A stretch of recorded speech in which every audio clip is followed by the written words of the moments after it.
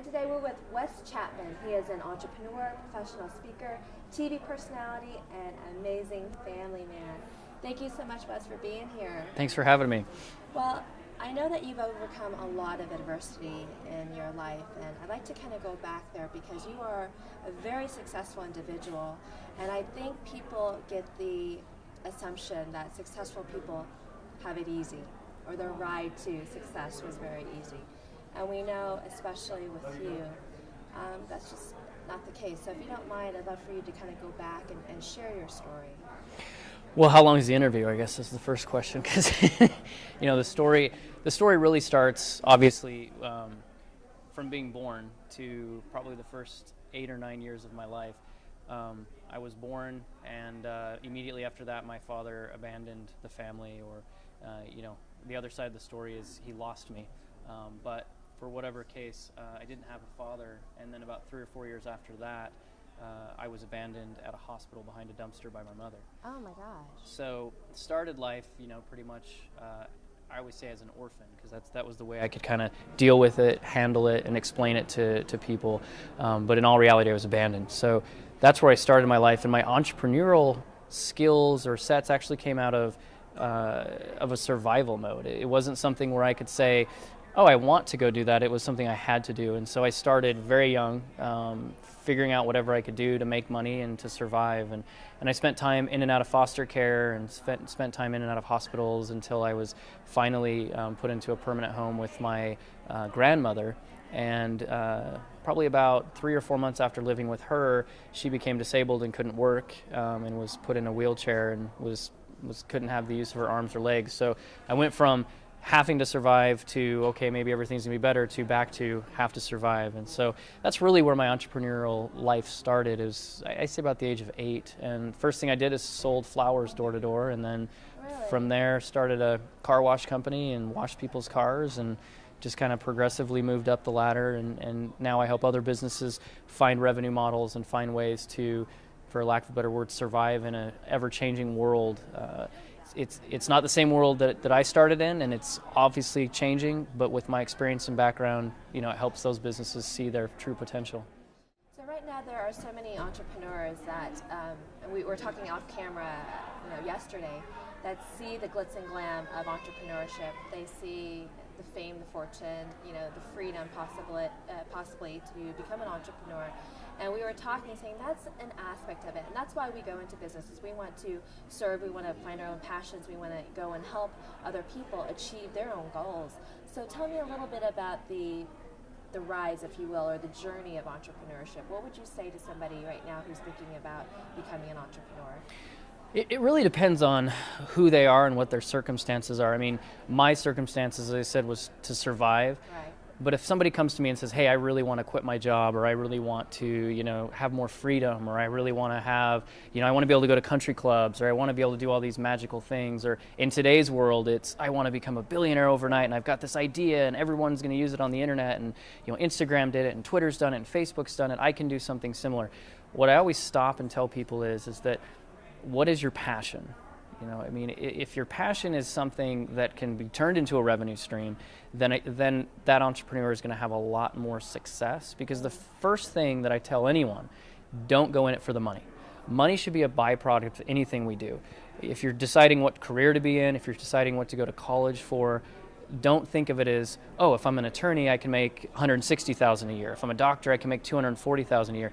Those things change. We look at the legal world now, and we look at the medical community now, and a lot of those individuals are struggling, even though 20 years ago those were the prime jobs to have. So don't go into it for the money, go into it for the passion.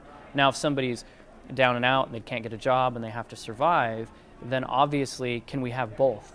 Can you find an ability to turn your passion into a revenue stream? And when can you start really identifying that I'm not doing this anymore to survive, but I'm doing this because I really love to do it? At that point, that's when true success starts to happen. And cheesy as it sounds, the universe starts to align, things start to happen for people. There's nothing easy about entrepreneurship. Even, the Facebooks and the Twitters and all these seem out of nowhere companies had their struggles. They had to go through things, they had to go through adversities, they had to constantly work. They were up till 3 or 4 in the morning programming. Not sleeping, not doing this, not doing that. now we look at and we say, oh, they're rich and they have all this glamour. Yes and no, because it's like anything else. There's always behind the curtain what's really going on. And if you don't love what you're doing, you're not going to stick to it. You're not going to stay there, Right. and then you create all kinds of other problems in that arena. I think sometimes when people start off with doing something that they love, and they're trying to turn it into a business, and it's not working for them, eventually they end up hating what they started out loving. So I think that's great advice. I want to talk to you about the whole survival mode. You were saying because you became an entrepreneur out of survival. Now, it's up to you how far you want to get into this, but I can't imagine being 8 years old and thinking I have to fend for myself, let alone entrepreneurship. Now, I'm sure you didn't define that when you were 8 years old and said, I'm going to be an entrepreneur because I have to become a businessman in order to survive. You were just thinking, I need to feed myself, I need to take care of myself. So there were some points in your life that was pretty brutal there. You experienced abuse and self-doubt, I'm sure, of maybe worthiness. So do you mind sharing? No, not at all. I mean, as you hinted to, I was abused in every way possible, from sexual abuse, emotional abuse, physical abuse. I had 2 stepfathers who were not very nice. I also went through some foster care things that weren't very nice. Things from simple things, It was funny, I did an interview about 6 months ago, and my fiance was at the interview, and I started talking about one of the episodes in a foster care where we had to eat cans of dog food, and they would actually put it in their backyard in dog dishes and make us eat like dogs out of the dog dishes. And I'm just telling the story, and to me it was kind of normal part of childhood, and I looked over as people were interviewing, and it was a mixture of tears and disgust and everything. And after I got done, my fiance said, because it's something I hadn't told her at that point, and she said, do you think it's normal that you had to eat dog food out of a dog dish? And I said, well, it's not normal, but it wasn't that bad. I think that there becomes a point in anybody's life when you go through adversities that if you look at them as a trial at the time, or if you put yourself in that position of poor me or victim, you're not going to survive. The things I went through in my childhood were horrific. They should never happen to any child. And on a personal mission, that's one of my goals in life, is to make sure that more children and more adults have the opportunity to hear my story in that regard. But the real entrepreneurial side of it started actually out of love. I had been abandoned, I had been thrown in foster care, I'd had these things happen, and then along comes Grandma, who's already raised her family, already raised kids, and she voluntarily takes me into her life. And as I mentioned, she became handicapped, disabled. Even when I tell this story now, I can see all the imagery as though it happened yesterday. She was a big breakfast maker. Breakfast was my favorite meal. Every morning I'd run down, you could smell bacon, waffles, pancakes, eggs. It was hash browns. Breakfast was like dinner for most families at our home. And to this day, I love breakfast. It's my favorite meal. And so I'd always come down in the morning, eat breakfast. We'd have our conversations. I used to have waffle contests, how many waffles I could eat, all kinds of fun stuff. So for me, that simple joy was something so magical, because I just didn't have that in my early childhood. Well, I was 8 years old, and I came down, and there was no breakfast. My first instinct was, where the heck's my breakfast? Grandma, I want my breakfast. And so I started going to her bedroom door, and I could hear her on the phone crying. And I was just standing there listening, and I could hear her crying, and all I heard was, we're going to lose the house. I don't have any more money. And I didn't know what that meant. I didn't really understand what money was.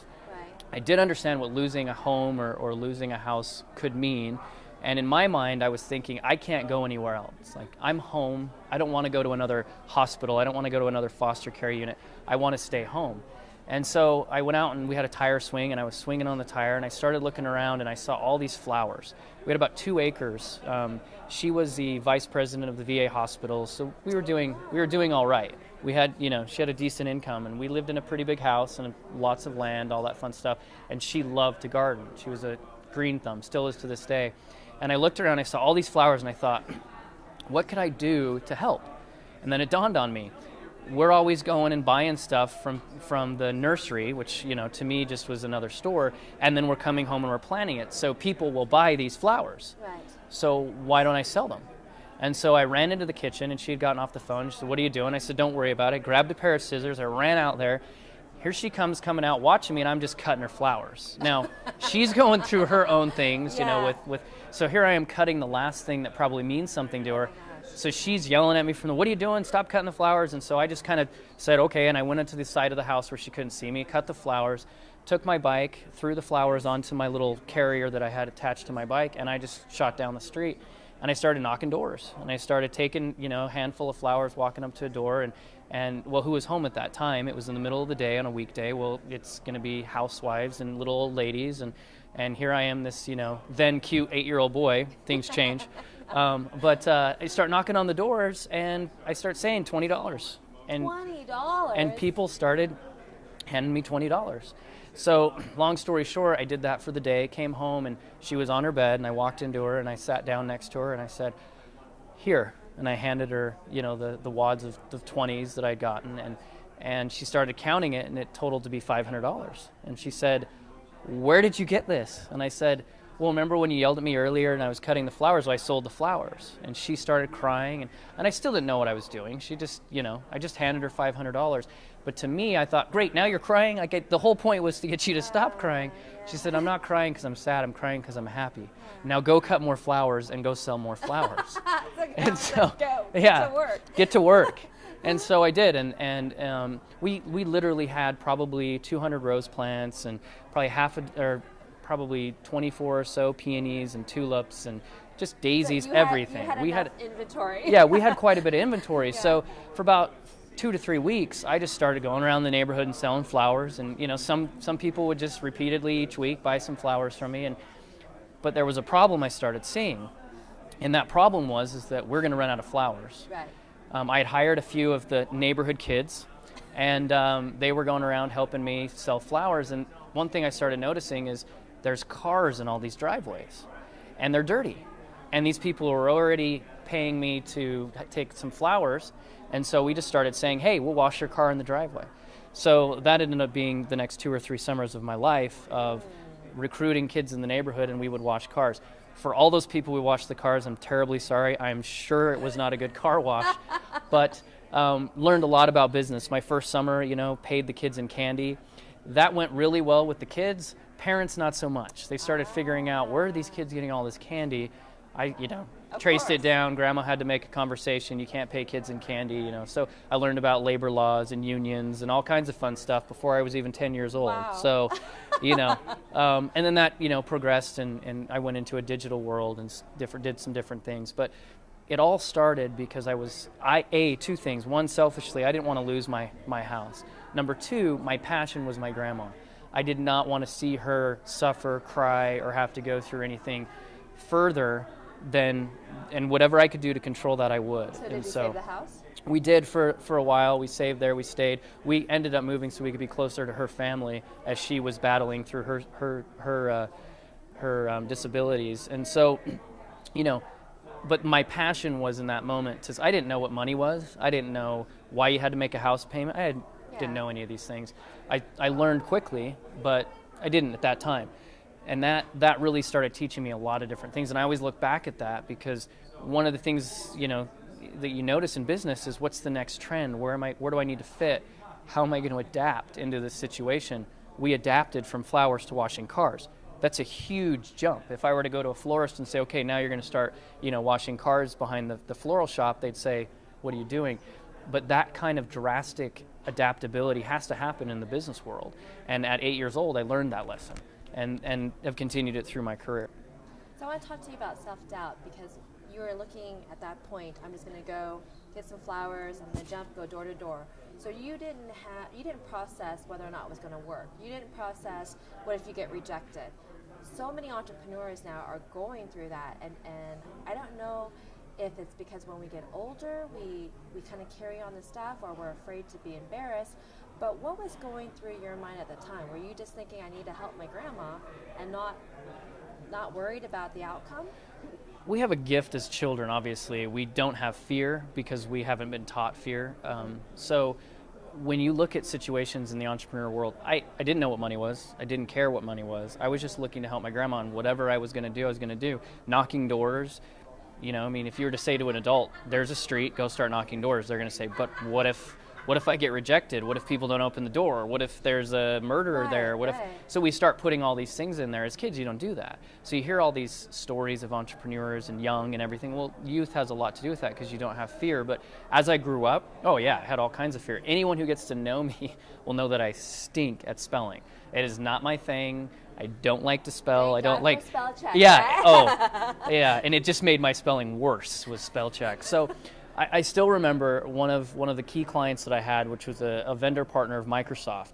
And I had gone into his office, prepared a presentation, was going to show him everything. And I went up into his office and sat there, and he started going through my presentation, and probably in, I don't know, 2 or 3 minutes, he said, "Stop, turn off your presentation, come sit down." And, I'm a 18-year-old kid at this time, and I'm saying, okay. So I, shut it down, sat down with him, and he said, "Listen, I'm not going to do business with you." And I was kind of like, wow, okay, great. Thanks for not even giving me time. He said, "I'll tell you why. In your first 3 slides, there were 4 spelling errors." Oh. And I said, and in the back of my mind, I'm thinking, oh, that wasn't proofed. It should have been proofed. Why didn't I do it? And, from that moment, probably for another 4 or 5 years, I was terrified to ever write anything or ever do anything present anything because that moment had put that one of those first fears. That was one of the first fears that I ever had in the entrepreneurial world. So it slowed me down. Now I'm trying to, I'm not trying, but I'm writing my book. I'm doing all these different things, and I've kind of said, I don't care. It's somebody else's job to spell. So one of the things entrepreneurs need to learn is just because you can't, quote unquote, do something in your mind or you fear something doesn't mean that that's everyone's fear. You need to find people who don't fear that, surround yourself with them as advisors, mentors, partners, whatever it is, so that you can overcome those things. Now, no matter what I do in my career, somebody on my staff is specifically hired to be my copyright editor to make sure I don't make stupid mistakes. Yeah. So I don't fear writing things. Well, I just thank you so much for your time today, and thank you for sharing so much of your wisdom and your story, and I greatly appreciate you being here today, and we just wish you all the best and continued success to you. Thank you. Appreciate it.